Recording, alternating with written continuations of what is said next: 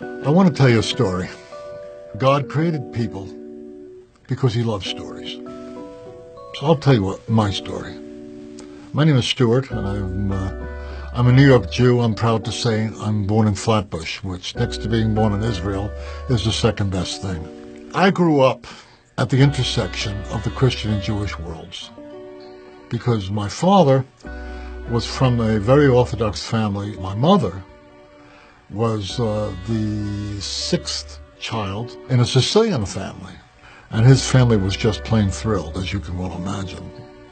Even though my mother converted to Judaism, she was always considered to be second best. So I grew up in the midst of this dissonance between the Christian and Jewish worlds.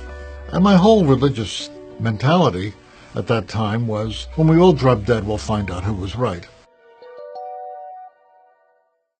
My first career was in music, and I went to a place called Manhattan School of Music. And one day a friend of mine invited me to a discussion group. She said, look, it's about the New Testament. I know you're Jewish, but you might have some interesting opinions. When I cracked open the New Testament, I kept on bumping into Passover, which was rather surprising. I did not expect to find anything Jewish in this book, but I did. I assumed that it was one of those books that I saw nuns reading on the subway, something written in Latin. It was none of those things. But besides its native Jewishness, I remember reading when Yeshua said that it's not what goes into a man that defiles him. It's what comes out of the man's heart that defiles him, because out of the heart come fornication, thefts, murder, wickedness, etc., etc. These come from within, and they defile a man.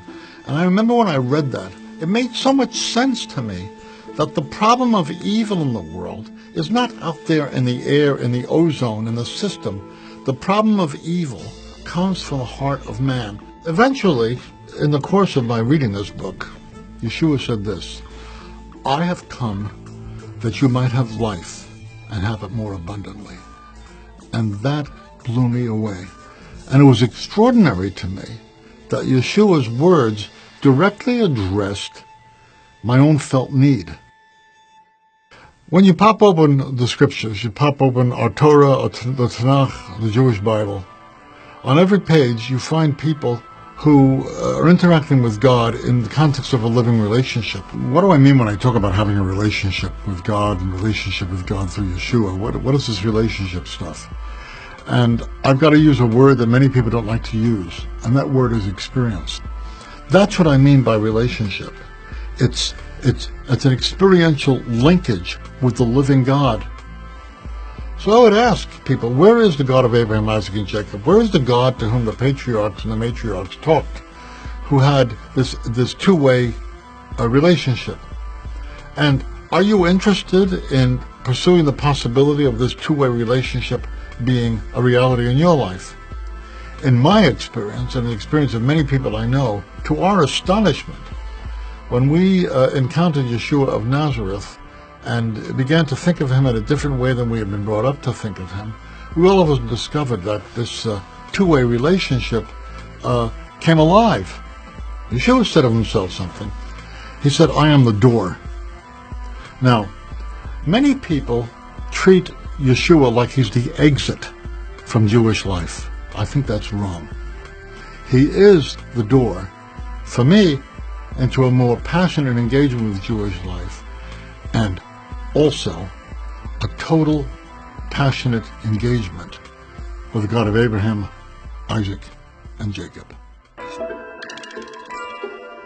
Don't imagine that people like me, who come to believe in Yeshua, that somebody gave us some kind of a fancy-dancy presentation and explanation, and we signed on the dotted line because we were gullible and we were easy to persuade.